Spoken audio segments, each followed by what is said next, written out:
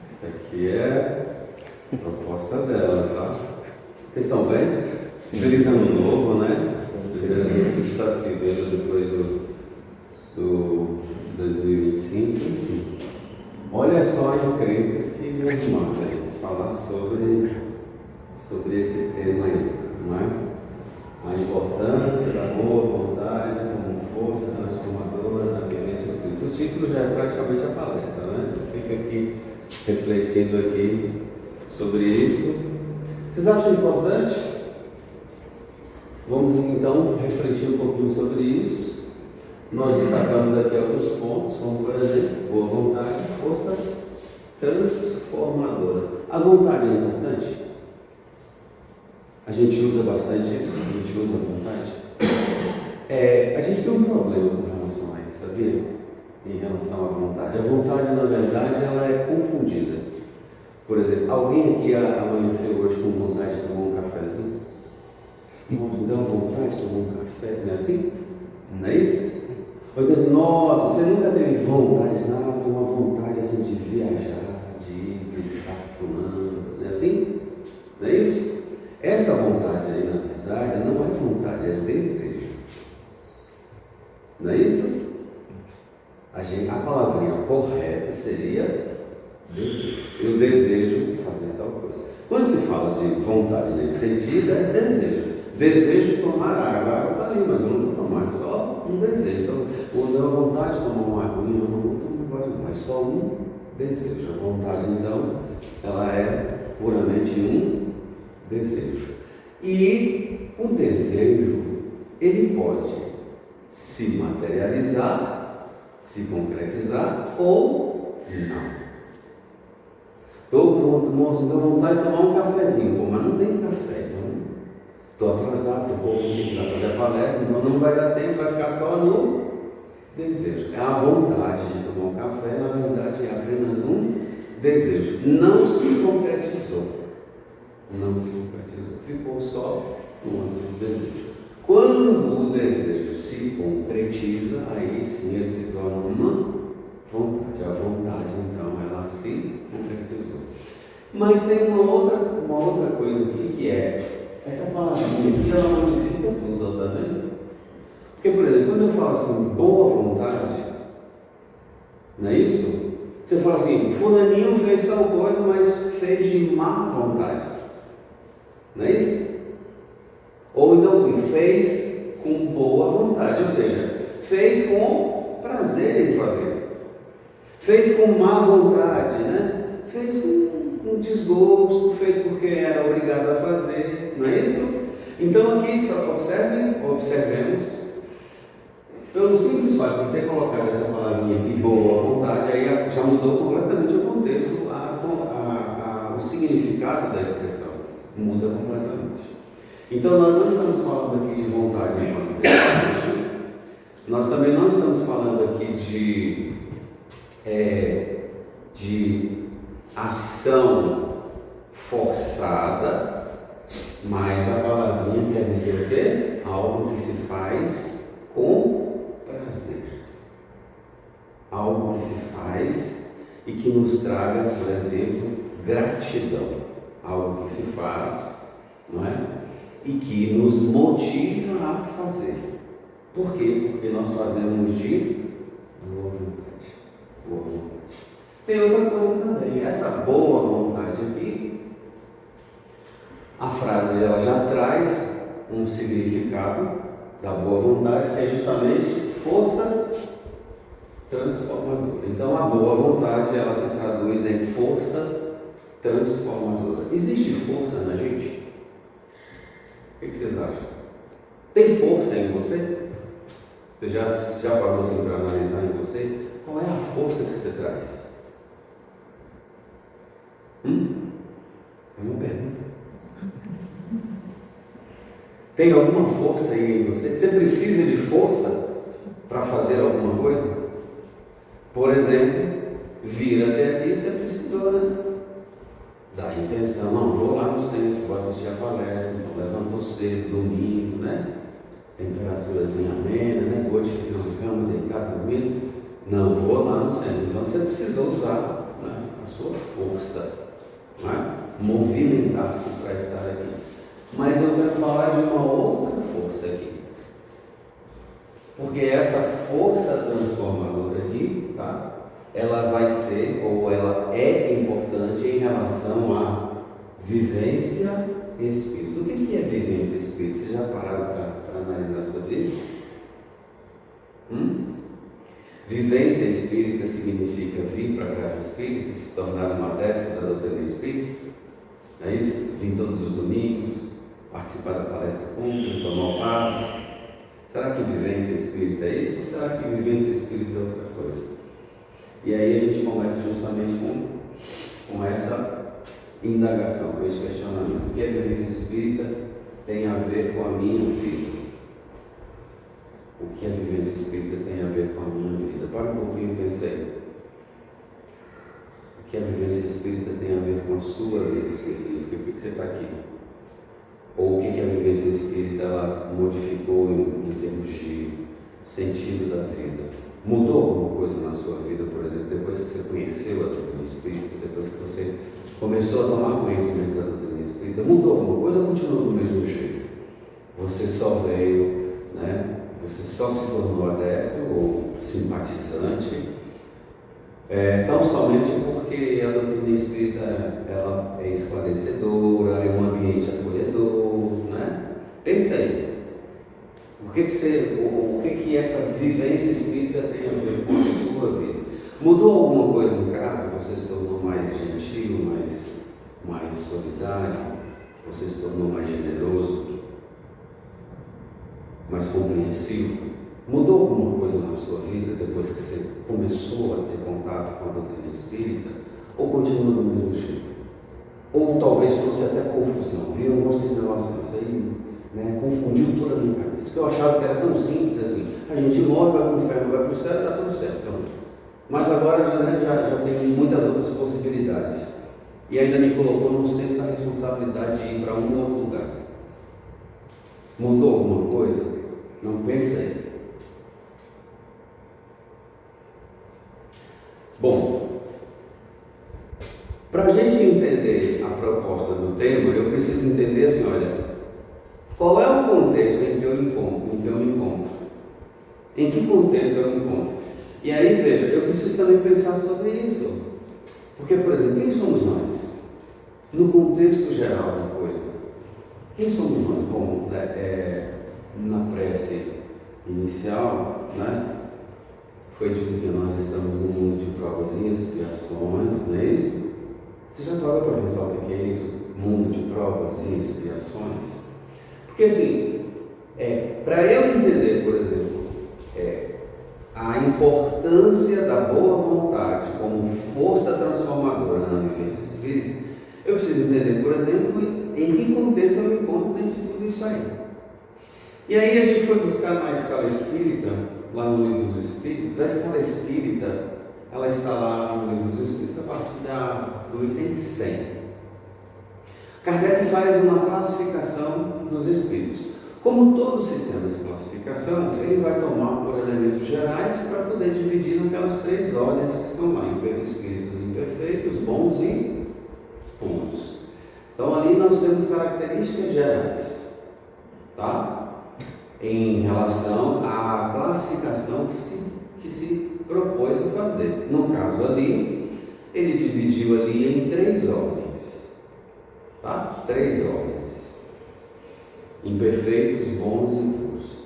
A escala espírita, ela tem uma dupla finalidade. A primeira finalidade da escala espírita é fazer com que você se encontre ali dentro. Então você vai lá e analisa assim, as características de cada uma daquelas três ordens, e aí você vai falando: eu estou aqui, eu já me encaixei ali dentro. Não sei se vocês já fizeram isso, mas é fácil, não é difícil não é difícil. Por exemplo, os espíritos bons, os espíritos que compõem a segunda ordem, eles são, característica principal deles, predominância do espírito sobre a matéria. Então eles vivem muito mais a vida espiritual do que a vida material. Mas tem outras coisas também, como por exemplo o desejo do bem.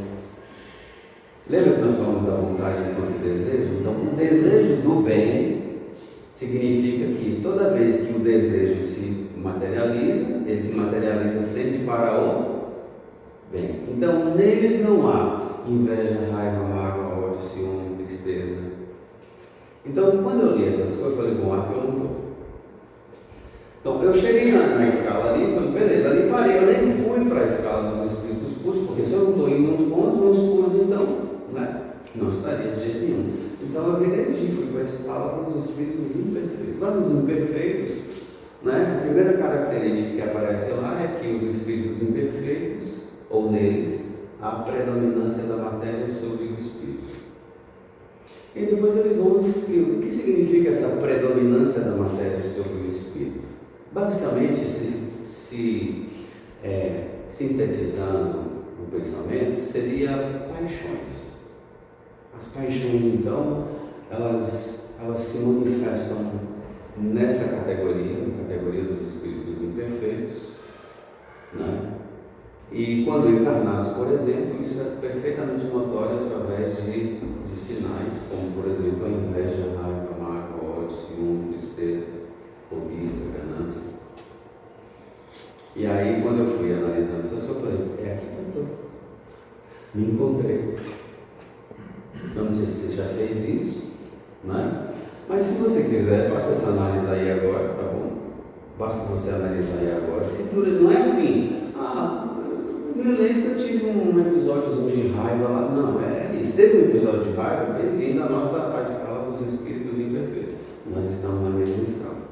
Espíritos imperfeitos. Portanto, essa daqui é a situação em que eu me encontro hoje. Em que situação eu me encontro hoje? Na condição de espírito imperfeito. Tá? Os espíritos imperfeitos, eles estão então vinculados a um mundo, a uma categoria de mundos, que na doutrina espírita a gente conhece como mundos de expiação e de prova. O que é expiação e o que é a prova? Vocês vão vir estudar a doutrina espírita aqui. Que dia que é o estudo do livro dos espíritos? Segunda-feira. Você já vem, se você já vem, continua. Se você não veio, já vem estudar o livro dos espíritos para você entender um pouquinho mais sobre isso. Não é? Então eu estou vinculado ao mundo de provas e expiações. As provas e as expiações, elas têm uma finalidade na nossa vida: desenvolver o ser divino que nós somos. É por isso que nós nos submetemos a situações onde nós somos testados. Então, quando a esposa fala de maneira mais rude, você está em prova, tá? Quando o marido também, né? Quando o marido, né, fala assim de maneira mais áspera, mais dura, tanto ele quanto a esposa estão em prova. Né? É Deus falando assim, ó, eu quero ver até quando você vai aguentar. Quero ver até quando. Bora ver. Eu quero testar a sua paciência. Por quê? Porque você não tem ainda. E você precisa desenvolver isso. Porque eu sou paciente com você. Não é eu não. É Deus, né? Deus. Eu sou paciente com você. Está entendendo? Por mais que você faça coisas danosas, isso de maneira alguma alterará o amor que eu sinto por você. O meu amor por você é incondicional. Eu quero você assim como eu. Eu quero que você também ame incondicionalmente. Eu quero que você passe por inúmeras dificuldades sem reclamar. Por quê? Porque eu criei você para isso. E em você eu coloquei todos esses potenciais. Mas eles precisam ser desenvolvidos. Precisam ser, trabalhados. Como é que se trabalha isso? na vida de relação. Não é isso? Na vida de relação. É por isso que você vai encontrar situações na sua vida de relação. Você vai encontrar situações que são verdadeiras provas. Então você mora numa cidade onde o trânsito é perfeitamente pacífico, não é assim? Onde você não tem nenhum tipo de problema assim com interesse pessoal, porque as pessoas, os outros, eles são tão generosos que eles sempre dão passagem, né? Está na via principal, você está querendo entrar, não é isso? Todo mundo para, por favor, meu irmão, segue, não é isso? Então, nós vamos perceber que você, eu, todos nós estamos em prova ou expiação, porque também a expiação é uma prova. Então nós vamos perceber que o problema principal, o problema central nosso é moral. Nós precisamos desenvolver em nós a moral do Cristo. É por isso, por exemplo, que ele é apresentado na questão 625 de Livro dos Espíritos como sendo o nosso modelo de guia. Modelo de guia. Então você tem que aplicar isso. Então a vivência espírita, ela se traduz em aprimoramento moral. Por isso que a doutrina espírita é uma doutrina científica, filosófica e não é religiosa, tá? É uma doutrina científica, filosófica de consequências morais. Por quê? Porque conduz o homem a uma transformação moral. E essa transformação moral é o objeto central da doutrina do Cristo. É por isso que no Evangelho segundo o Espiritismo, Kardec vai justamente resgatar de Jesus os seus ensinamentos morais. Ele diz isso ipsis literi lá na introdução, quando nos fala que ali naquela obra, o objetivo dela é resgatar do Cristo os seus ensinos morais. Porque essa humanidade da qual todos nós fazemos parte, ela é uma humanidade que se desviou do caminho reto e angariou para si problemas morais, tornando-se espíritos imperfeitos. A imperfeição é um sinal característico de desobediência da lei de Deus, ou das leis de Deus. Por isso que lá no Evangelho, nós vamos ver, na narrativa dos evangelistas, Jesus dizendo: eu não fui enviado senão as ovelhas desgarradas da casa de Israel. A simbologia do objeto da vinda dele para aquelas ovelhas que se desgarraram. Ovelhas desgarradas é ovelha desobediente, é ovelha que não ouve o pastor, que desacostumou-se com a voz do pastor. Se desgarrou do rebanho, se desgarrou do rebanho, né? Perdeu o referencial e ali ficou ali, agindo por si, por sua conta, sem orientação. Então, a vinda de Jesus é exatamente por conta desse, por conta do problema moral que nós angariamos para todos nós. Então, se eu entendo que hoje eu tenho um problema moral, basta você analisar, por exemplo, em você, a maneira como você reage diante dessas situações que nós narramos aqui, por exemplo. Numa briga, numa confusão, numa discussão,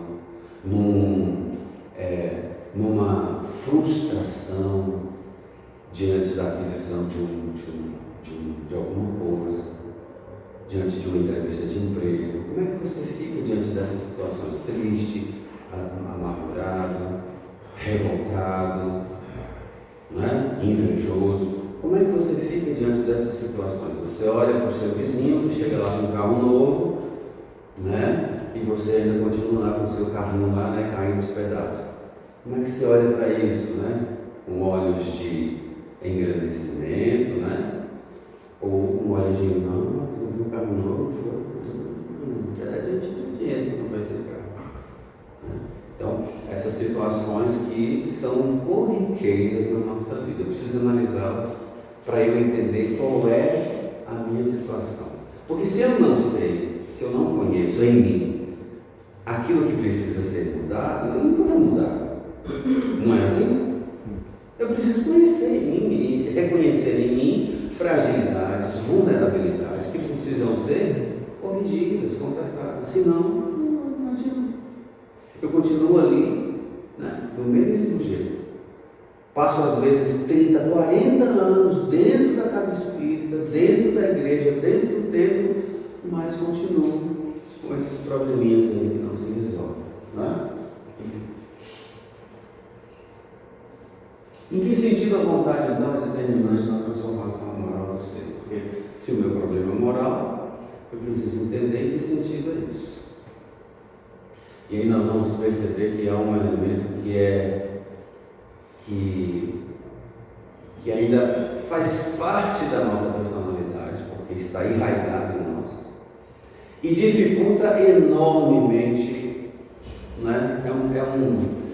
Ele se apresenta como a dificuldade maior que nós vamos ter que enfrentar para poder superar essas dificuldades ou esses problemas que nós temos, problemas morais. Chama-se orgulho.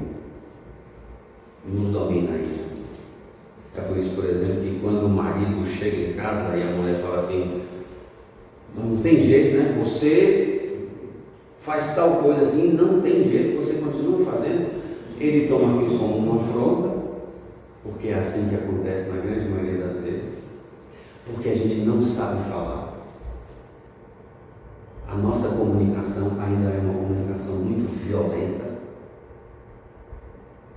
Por exemplo, você chega para o seu filho, se você tem filho bagunceiro, não é assim? Se você tem filho bagunceiro, ao invés de você falar para ele assim, filho, eu gostaria que nós pudéssemos manter um ambiente mais harmônico.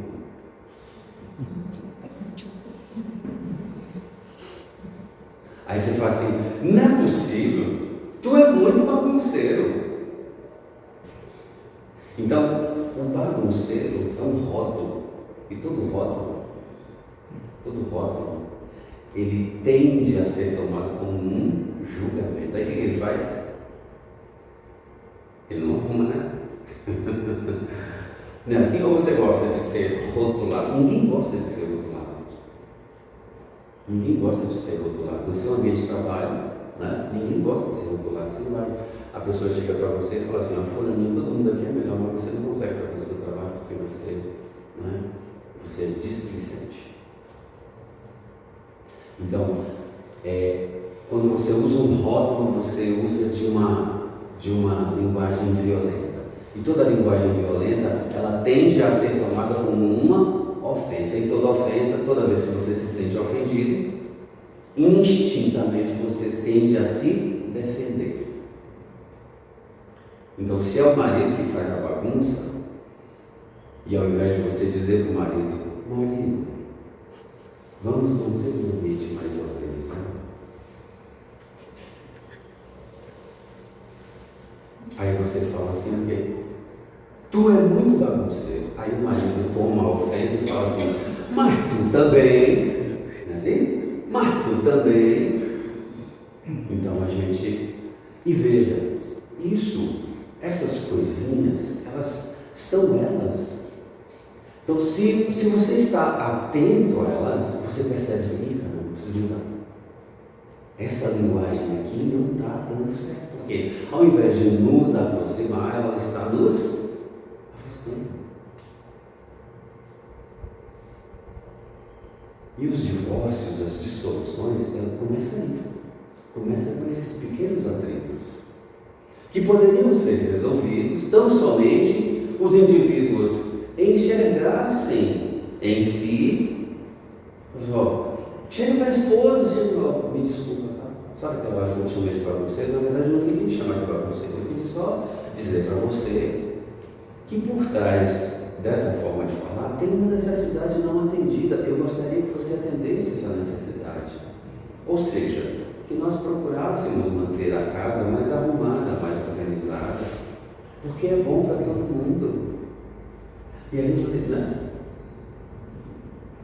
E você vai mudando isso. Porque isso é o quê? Isso é vivência espírita. Isso é evangelho no lar. Não é aquela roda, você senta na mesa, pega o evangelho, abre, lê uma mensagenzinha, bebe água frutificada e pronto. Não é evangelho no lar, é vivência. É você observar essas coisinhas, esses comportamentos, essas condutas e dizer assim, olha, eu preciso mudar isso em mim porque eu quero uma vida harmônica. Eu quero viver em harmonia com os meus, com aqueles que eu amo, com os meus entes queridos, com os próximos mais próximos. Então, essa vontade, ela é determinante, sabe por quê? Porque eu preciso dessa força para enxergar em mim aquilo que precisa ser mudado. Senão eu vou sempre ficar justificando assim, mas é tu que me deixa impaciente. Eu fico sempre transferindo a responsabilidade. Eu sou assim por sua causa, porque você não muda, então se você não muda, também não muda. Não é isso? Você é do tipo que desanima diante da primeira dificuldade? Pensa aí. Ah, mas isso é difícil. A gente tem uma mania, né, de falar assim, né? Ah, mas isso é difícil. Ei, mas é difícil. E veja, essa frasezinha, esse é difícil, se a gente não tiver cuidado, isso se torna uma crença na nossa vida. Uma crença limitante.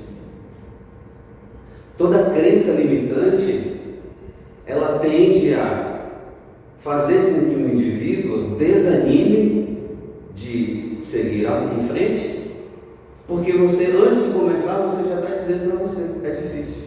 Então assim, vou fazer um concurso público. Pô, mas tem que estudar. Nossa, mas é tão difícil. Então, você já coloca uma dificuldade antes mesmo de começar. E olha que nós temos muitas crenças limitantes. Quer ver uma? Pobre nasceu para sofrer. É uma crença limitante. Porque você vai tentando fazer as coisas e não vai dar certo, aí você fala assim, pobre nasceu para sofrer, porque não é possível, nada dá certo.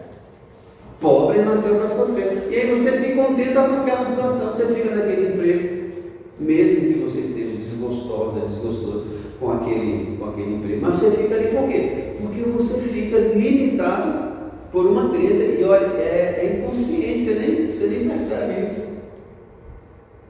Você nem percebe. Quando você vai dar conta de que era uma crença limitante, já passaram-se 30, 40 anos. Né? Você já perdeu muito tempo com aquilo ali. Por quê? Porque você, ao invés de você enfrentar a situação, você se deixou limitar por uma crença. Mude isso. Não é? Então, a boa vontade aqui, conceito de boa vontade, né? Segundo a ótica espírita, disposição íntima, que antecede a prática da caridade. Disposição íntima que antecede a prática da caridade.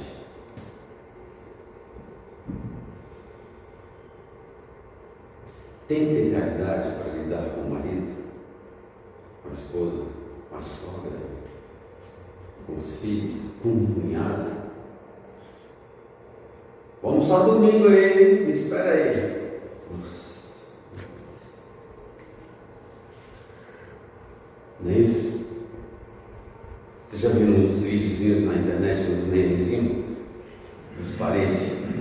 Né? Um vídeo assim, o parente está no carro, saindo de casa, dando tchau, e a pessoa alegre e feliz. Tchau, vai com Deus. Foi embora.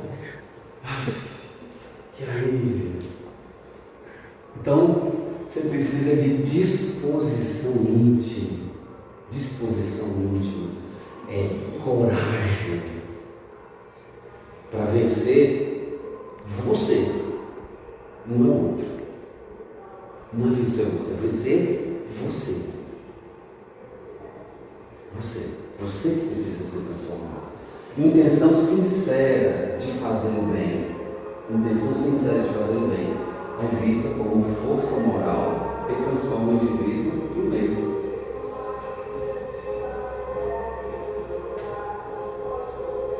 Você se transforma, e à medida que você se transforma, tudo ao seu redor se transforma. Tudo ao seu redor se transforma. Por quê? Não é porque as coisas vão mudar, é porque você muda diante delas. Então pensa você mais paciente. Pensa você mais tolerante. Você vai sair daqui, a pessoa vai te dar uma fechada ali na esquina, e você não vai ter mais a atitude que você tinha anteriormente. Não é? Se a pessoa bateu no seu carro, ao invés de, pô, cara, você tá... Ao invés disso, pô, amigo, cochilou aí, né? Deu uma cochilada aí, né? Pois é, bateu, né? Tudo bem, não tem problema não, a gente resolve aqui. E você vai ver o quanto isso vai contribuir, por exemplo, para a sua saúde. Porque raiva mata. A raiva adoece os tecidos nervosos. A raiva, o ódio, a mágoa, o ressentimento, o melindre, que são paixões ou são emoções decorrentes da ação da matéria sobre o espírito, faz com que isso nos adoente, nos cause enfermidades. Intenção lúcida, boa vontade também intenção lúcida, perseverante, duradoura, não pode ser uma coisa assim, hoje eu quero, amanhã eu quero não. Então você empreende um projeto, quero fazer tal coisa, começa, né, com aquele, a gente fala entusiasmo, mas não é entusiasmo não, tá? Então você começa, aí daqui a pouco você já, na primeira dificuldade que você encontra, você já murcha. Pensei que... E aí concluiu aquele curso lá que você estava fazendo, pois é, comecei lá, mas no metade do caminho eu vi que não era aquilo que eu queria, então, você desiste. Inclusive tem uma citação em João, né? No Apocalipse de João, tem uma citação que ele fala assim, porque não és nem quente nem frio, nem de vomitar. Sabe aquela pessoa morna? A pessoa não é nem quente nem fria, é morna. E aí, como é que está? Como é que vai a vida? A pessoa morna. Sabe por quê? Porque a pessoa ela não tem entusiasmo. Eu coloquei no final aqui a palavrinha, tá vendo? Entusiasmo. Essa palavrinha aqui vem do vocábulo grego enteos. Enteos. Teos é Deus. Então, a pessoa entusiasmada é uma pessoa cheia de Deus, repleta de Deus, que tem ou que dá sentido para a sua vida, para as coisas que faz, para aquilo que almeja. Enteos, entusiasmado, né? E aí, como o nosso problema é justamente as paixões, ou um problema moral, olha só o que Kardec pergunta na questão, aliás, não é nenhuma pergunta, né? É uma citação. A paixão está no excesso unido à vontade. Então, aquilo que nós nos tornamos só aconteceu por exercício da nossa vontade. A vontade, ela é uma conquista da inteligência. Porque a vontade faz com que o indivíduo, por exemplo, escolha entre uma e outra coisa. A inteligência é a capacidade de escolha com conhecimento de causa. Então, quando você escolhe, por exemplo, numa situação em que você vai ali ter condição de escolher entre ficar com raiva ou ficar ali tranquilo, certo? Entre se vingar ou perdoar. Você tem ali duas coisas, duas situações, certo? É a mesma situação, mas a sua escolha, ela pode transitar entre ficar com raiva e se vingar, ou entender, desenvolver paciência, ou através da sua paciência, perdoar a pessoa que te agrediu, que te ofendeu, enfim. Então, a capacidade de escolha, ela é dada pela inteligência. Só que a gente não pensa nisso, né? Aliás, a gente pensa nisso. Só que pensa depois, quando você já fez. Ih, cara, não precisava ter feito isso. Falei, né? O sistema límbico, né? Que é o sistema que é gerenciador das emoções, ele age primeiro, né? Você vai no impulso, pá, aí fala o palavrão, agride, ofende, e aí depois fala, não precisava ter feito dessa forma, não precisava ter dito isso. E aí vem o ressentimento, a culpa, poxa, vai. Sobretudo quando é alguém que você ama. Sobretudo quando é alguém muito próximo a você. E agora o que eu faço? Vai pedir desculpa. Só que o orgulho está falando assim, mas eu não vou fazer isso na frente de todo mundo, não. Porque você já está com vergonha da forma como você falou. Como é que vai fazer agora para pedir desculpa? E é nessa hora que você percebe o quanto o orgulho domina você.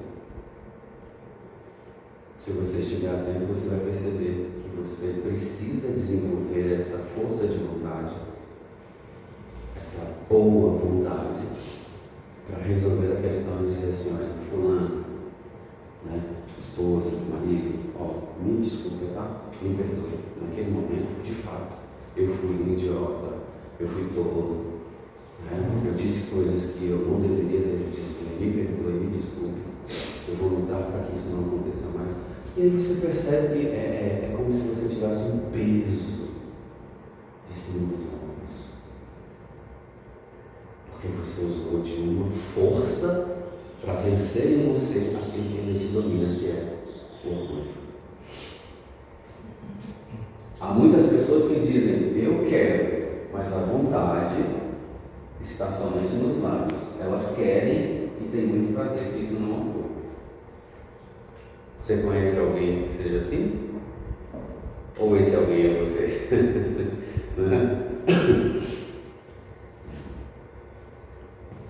E aqui eu peguei a questão, porque essa questão ela é interessante. A questão 909 ela tem a ver com uma passagem do Evangelho em que Jesus fala a respeito da porta estreita.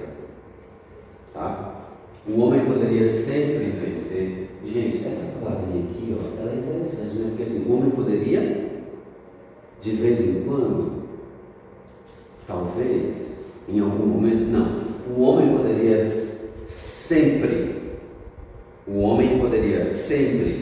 vencer suas más inclinações por seus esforços. Porque a gente fala assim, é difícil, eu não consigo agora, talvez na próxima encarnação. A gente está sempre buscando meios para justificar a nossa preguiça moral. Nós sempre estamos fazendo isso. Sim, o homem poderia vencer? Sim. Aqui é que é complicado. E às vezes, por frágeis. O que é um esforço frágil? É uma coisa mínima, né? Uma coisa mínima. Por exemplo, pedir me perdoe. A gente não faz, a gente fica remoendo. E você fica buscando mas ela também fez isso. Ela também em outro momento agiu dessa forma. Naquele dia ela também falou tal coisa assim de mim. E eu não falei nada. A gente fica ali tentando justificar dentro ali. Por quê? Porque a gente não é capaz de fazer esse esforço frágil. E aí olha a complicação que é. É o quê? É a vontade que lhe falta. Quão poucos dentre vós fazem esforços. E no texto do Evangelho, olha só o que Jesus fala. Entrai pela porta estreita, porque lá é a porta da perdição e espaçoso o caminho que ela conduz. E muitos são os que por ela entram. Quão pequena é a porta da vida. Quão apertado o caminho que ela conduz. E quão poucos a encontram. Por quê? Porque precisa de esforço. E olha, nós estamos vivendo um momento cultural em que o esforço é colocado de lado. Quem acessa redes sociais sabe bem disso. A cultura que nós estamos vivendo hoje é ganhar muito com pouco esforço. Uma dancinha de TikTok, né? Coisas do tipo. Falar mal da vida dos outros, não é isso? E aí você vê assim, 1 milhão de visualizações. Né? Gente, hoje eu acordei, né, com uma pá virada, não vou postar nada não, tá? 1,5 milhão de visualizações. Então, você vê uma cultura hoje de pouco esforço e muito resultado, né? Que inclusive torna o homem cada vez mais débil, né? Então observe que Jesus aqui também está falando exatamente sobre isso. Ok. Então eu já sei que eu preciso de boa vontade, porque a boa vontade representa em mim essa força transformadora na vivência espírita. Ok. Existe força na gente? Então, no capítulo 19 do Evangelho segundo o Espiritismo, é o capítulo em que Kardec vai falar sobre o poder da fé. E o meu tempo já esgotou. Haja fé. Né? Nós já vamos terminar. No homem, a fé é o sentimento inato de seus destinos futuros. É a consciência que ele traz das faculdades imensas. Então, tem faculdade na gente? Tem. Sois deuses, podeis fazer tudo o que eu faço, até muito mais do que eu já fiz. Ele está falando assim, existe em você um potencial divino. Mas esse potencial divino precisa ser desenvolvido, tá? Cujo germe foi depositado em seu íntimo e está patente e a princípio. E que ele deve fazer eclodir e crescer por sua vontade ativa. Por isso que a vontade ela é constante, permanente, duradoura. Não pode ser assim, hoje eu estou, amanhã não. Tem que ser uma coisa contínua, constante. Né? Deixa eu correr, senão não dá tempo e eu quero passar tem uma receitinha aqui no final. Né? Se todos os encarnados estivessem bem persuadidos da força que tem em si, e se quisessem pôr sua vontade a serviço dessa força, eles seriam capazes de realizar o que até hoje chamou-se prodígios e que é simplesmente um desenvolvimento das faculdades humanas. Então você vai pegar o capítulo 19 do Evangelho. O último item chama-se fé humana e fé divina, é de onde nós tiramos esse texto aqui. Você vai ler lá de novo. Até que você esteja bem persuadido. Sabe o que é bem persuadido? É falar assim, olha, eu posso, eu quero, eu vou, eu consigo. Isso é persuasão. Ao invés de você falar assim, é difícil, tem que estudar muito, está muito longe de mim. Aí você se desanima. Você se desanima diante da coisa, diante da transformação necessária. E aí, para finalizar, pega o caderninho aí, tá bom? Anota, tá bom? A fórmula da mudança. Essa daqui, isso aqui é importante, tá? A fórmula da mudança. A partir de hoje eu vou mudar. Então, eu vou pegar essa fórmulazinha aqui e vou aplicar. Primeiro passo: identificar o estado atual. Identificar o estado atual. O nome disso é autoconhecimento, que é a resposta dada lá à questão 919 de O Livro dos Espíritos. Autoconhecimento. Então, assim, quem eu sou hoje? Tá? Não é assim, sou fulaninho, casado com Beltraninho, tenho tantos anos, mãe ou pai de fulaninho de tal. Tá? Não é nada disso, não. É assim, quem eu sou hoje? Impulsivo, intolerante, ansioso, impaciente, nervoso, indeciso, autoestima baixa. Você vai analisar suas características emocionais. Vai identificar os gatilhos que fazem com que você, por exemplo, desenvolva essas coisas que estão dentro de vocês. Raiva, mágoa, ódio, ciúme, tristeza. Meu estado atual é esse. Primeiro passo. O próximo passo é aonde eu quero chegar. Não precisa fazer coisa grande, não. Não pense em coisa grande, não. Pense em coisa pequena, como por exemplo, tratar melhor a esposa. Tratar melhor o marido. Os de casa. Ser mais paciente. A gente não precisa disso em casa. Eu estou falando de uma coisa geral. Eu vivo isso em casa. Então, paciência, tolerância, generosidade. Você é mais generoso. Surpreenda. Minha mulher fala assim, me surpreenda. E eu sempre não falo nada, eu senti surpreender, não fiz nada. Né? Surpreenda-me. Então assim, leva ela para jantar, sabe? Volta lá atrás, revive aquele primeiro encontro, né? Apaixonado, e você vai ver que ela vai ficar muito feliz, e você também.